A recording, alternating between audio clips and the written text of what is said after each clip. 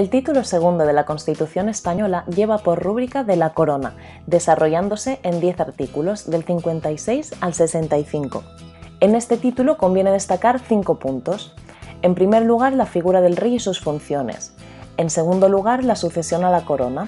En tercer y cuarto lugar, la regencia y la tutela. Y en quinto lugar, el refrendo. La figura del rey en nuestro ordenamiento jurídico ejerce la función de jefe del Estado y su denominación oficial es la del Rey de España. Es símbolo de su unidad y permanencia, arbitra y modera el funcionamiento regular de las instituciones y asume la más alta representación del Estado español en las relaciones internacionales.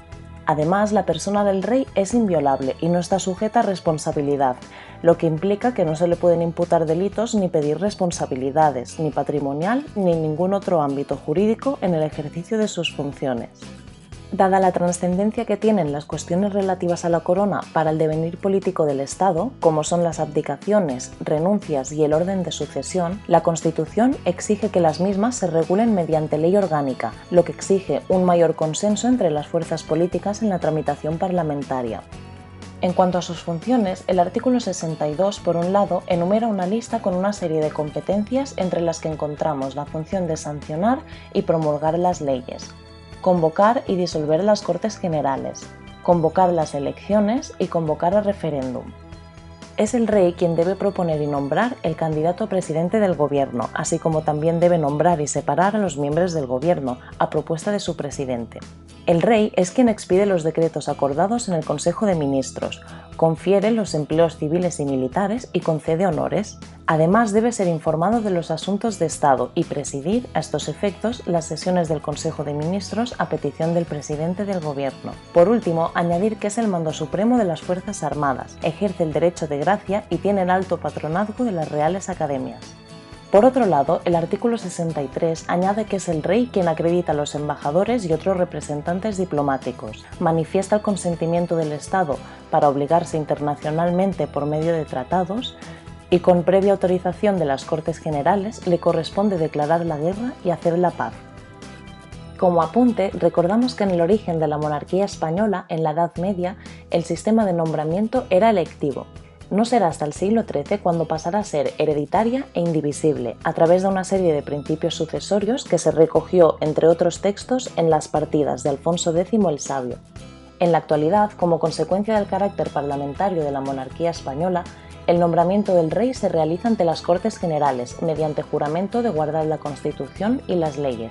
De esta manera, el rey se obliga a someterse a la ley y al resto del ordenamiento jurídico, lo que incluye el respeto a los derechos fundamentales y a las instituciones públicas, estatales y también autonómicas y locales.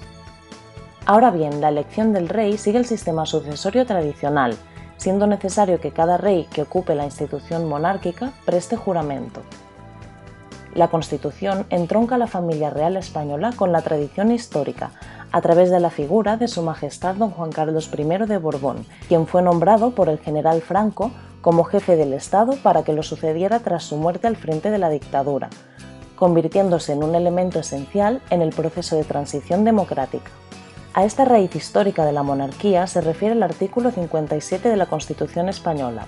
En este punto debe hacerse constar que en la actualidad, tras la abdicación de Su Majestad Don Juan Carlos, ostenta el título de rey su hijo, Su Majestad Don Felipe VI, siendo heredera al trono su hija Leonor de Borbón. En lo que respecta a la forma de determinar la sucesión, la norma fundamental opta por un sistema automático de tal forma que en ningún caso pueda quedar la corona vacante. Así, tras la muerte o abdicación del rey, su sucesor asume de forma inmediata la corona. Para proveer la forma de sucesión, la Constitución sigue el modelo tradicional de primogenitura y representación, siendo preferida siempre la línea anterior a las posteriores. En la misma línea, el grado más próximo al más remoto. En el mismo grado, el varón a la mujer, y en el mismo sexo, la persona de más edad a la de menos. Además, la Constitución prevé el supuesto de que no haya sucesores en la corona.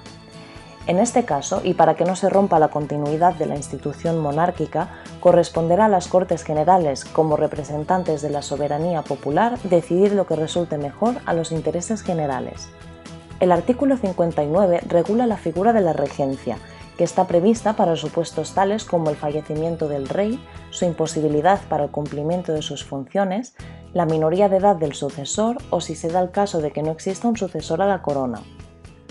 En estos casos es necesario que las funciones del rey sean asumidas con carácter temporal por otros sujetos. Preferentemente se ocupará el cargo por el padre o madre del rey y, en su defecto, por el pariente que esté más próximo a suceder en la corona, siempre que sea mayor de edad. El regente asumirá las funciones durante el tiempo de minoría de edad del sucesor hasta su nombramiento como rey. En los casos en que el rey deba ser inhabilitado, es preciso que la causa sea reconocida por las Cortes Generales. Debe tenerse en cuenta que, en los casos de inhabilitación, no se produce el nombramiento del sucesor como rey, sino únicamente como regente, ya que se entiende que la inhabilitación tiene un carácter temporal. Si no existieran o no pudieran ejercer el cargo las personas señaladas, las Cortes deberán nombrar una regencia formada por 1, 3 o 5 regentes, en cualquier caso por un número impar de personas para facilitar la toma de decisiones e impedir bloqueos. La Constitución se limita a exigir que el regente sea español y mayor de edad y establece que su ejercicio se realiza por mandato de las Cortes y en nombre del rey. Otra institución es la tutela del rey, que no debe confundirse con la regencia, dado que la tutela se aplica en aquellos casos en los que el rey sea menor de edad. En este sentido puede ser testamentaria si el tutor es nombrado en el testamento por el rey difunto, para lo que se exige que sea mayor de edad y español de nacimiento. Legítima cuando no haya testamento, en cuyo caso le corresponde la tutela al padre o madre. O bien, en defecto de las anteriores, parlamentaria, es decir, que son las Cortes quienes deben nombrar a un tutor. Como consecuencia de que las funciones del rey tienen importantes consecuencias en la vida política del Estado, es necesario que alguien asuma la responsabilidad de dichos actos, salvo para nombrar y relevar libremente a los miembros civiles y militares de su casa. Con dicha finalidad surge el referendo como institución por la que un tercero asume dicha responsabilidad. Dada la importancia de la figura, el tercer responsable deberá ser una figura de primer orden en el organigrama político. La Constitución prevé en el artículo 64 que con carácter general será el presidente del Gobierno, los ministros cuando se trate de actos relacionados con el ámbito de sus competencias, y el presidente del Congreso de los Diputados únicamente respecto de la propuesta y nombramiento del presidente del Gobierno.